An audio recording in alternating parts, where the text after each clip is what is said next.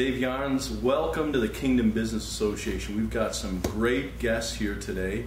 To my right, I've got Bishop Wellington Boone and Bishop Larry Jackson. We're going to talk about some issues. Thanks for coming, guys. Oh, great. Good to see you. Brother. I know Larry and I have gotten to be friends, and Bishop, you and I have met on occasion. Absolutely. I wanted to get right into it and just kind of hear from your guys' perspective.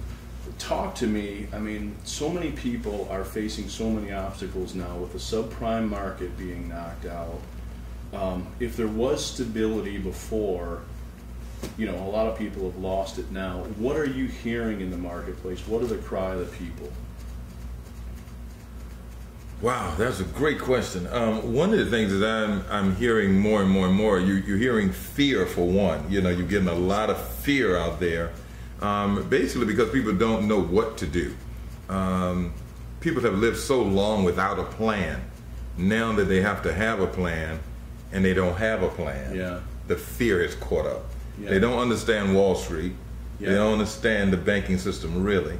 So they're left in this in-between place. So you've got this fear, and then you got the election coming and the uncertainties of those things. So it's a lot of uncertainty in the marketplace. There's a lot of uncertainty on Main Street as well. Main Street really doesn't know what to do either because they've been hit with write-downs and they can't borrow at the different windows that they could usually borrow from. So it's been interesting. Again, there's a lot of fear coming down, trickle down. I call this, rather than trickle down economics, it's trickle down fear. You know, it has come down from the big guys, if you will, now down to the public sector. So, you know, I'm also hearing distrust.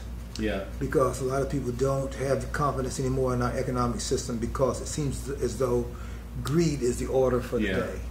And instead of people thinking about what they can do to make the economy better, they're thinking about what they can get out of the economy for themselves. And it's almost kind of almost like developing nations, and some of those guys who have become monarchies, they dominate or they try to strip their economy to get all that they can while they can. It's almost like we have that kind of mentality going on now, which is totally opposite of the kingdom, because the kingdom is about changing the ground. And the Lord came and to actually be an example for us, and also to put something in a culture that wasn't there before. And I think being on the supply side is the side that we're supposed to be on. And that means that's the creative side. That's the side where we can make things happen with a good idea. I see that through the fear that Larry was talking about, it strangles creativity. And right now we are one idea away from an economic change. And I think that men nowadays are looking for folks who are the emerging new leaders, economic leaders, that have a base that's ethical. And with that erosion of trust, can you imagine a person without God in his center starting a bank and trust company? Wow. Not that a person without Christ be trusted. No trust there at all. Right.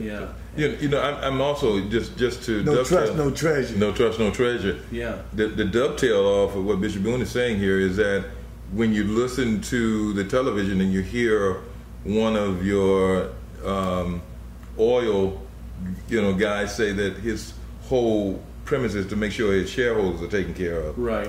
And the gas prices are shows you where he stands right exactly there, is going through the roof without doing anything.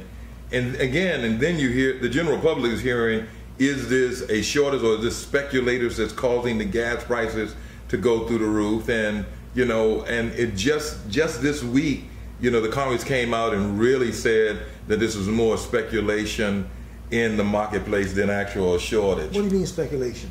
Just the bidding up of the oil. Just the commodity is so lucrative right now. We're bidding it up and we're making money off of the bid up. And so these guys are bidding up the oil. It's not a shortage of oil. These guys are before these subcommittees now in the Senate, and one of the things that they were doing was describing what happens to the spending per dollar. And one of the things they brought out is they said their margin is 8%, 8 cents out of a dollar is what they have to work with meaning they have to discover it, refine it, transportation, bring it, and they said they have to get all that and get their profit out of that 8%. But they said 63% is tax. Wow. And they said that's government. Now this is what their conclusion is. What are you doing to earn 63% exactly of that dollar? Well, that's good. Now that's the kind of stuff that I think the public has to know. Now the public has to put the pressure on the government, because you have these guys sitting there in the Congress making decisions that's costing the money, the economy money, and they're saying, well, it's not too bad on all of it, because collectively, that's kind of collectivist thinking. It's not that much on any one person, but it is a lot on the people when jobs are now being exported out. Of course, not now; it's totally being exported out. Yeah. The economy is actually eroding during a time that conservatives are running things. Exactly. Now, what's that? Yeah, that is hard. Yeah, let's talk about because I like to take the seat of the average guy. I mean, my background, I grew up with zero without the ring on it. I mean, I had nothing, and that's so sometimes you get to a place you want to hear, but so let's talk about the trust issue and the fear. So maybe there's a guy that has a couple of bucks saved up, wants to start a new business, looking at this thing, and maybe let's just take it from another angle. Maybe he doesn't have the rapport or the trust, or maybe the church he's working with isn't trustworthy. So where does a guy go to now? I mean, let's define the problem a little bit before we talk about the solution. What do you think? I mean, can the average guy go to his business and or go to his church and start to talk about business issues? Well, again, we've got to look at the church. A lot of times the church has not really been focused in the marketplace. Yeah. Marketplace haven't been there. If he has a marketplace, I think ministries and understanding of marketplace, I think is a good place to go to the church and start a training process. I think it's more important to get the necessary training in getting ready for the business process before you throw the money in there. Right. I think you got to be proven in this first. Yeah. And I would, if I was going to start a business right now in a particular area, try to be a part of that sector or that business. Get in with that sector some way to now work through there to learn of it. Rather than jumping into this market environment, because this market environment a little bit is a little, unstable. So to me, that's the way I would do it. I have a group of business leaders and people who want to actually start businesses in what I call a business incubator on a weekly basis, and we call it the Kibosh Group. Kibosh is the Hebrew word for subdue. Wow. Now you don't sound like what you call the average pastor. The average pastor usually have to delegate that responsibility to somebody.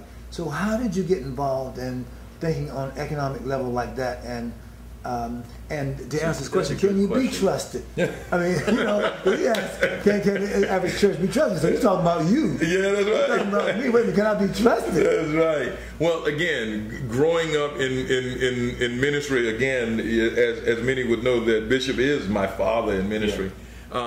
One of the things that we talked about from the beginning is biblical worldview, as we've been taught from infants, if you will, in Christ, growing up into Christ. Biblical worldview. In that is the whole marketplace mentality. Yeah. And you cannot just think about how you're going to get somebody saved. That's part. But now, how does it work in the marketplace? How does it work in the society? How do you get this done? So I've been in the marketplace, and God will not let me out of the marketplace for some reason.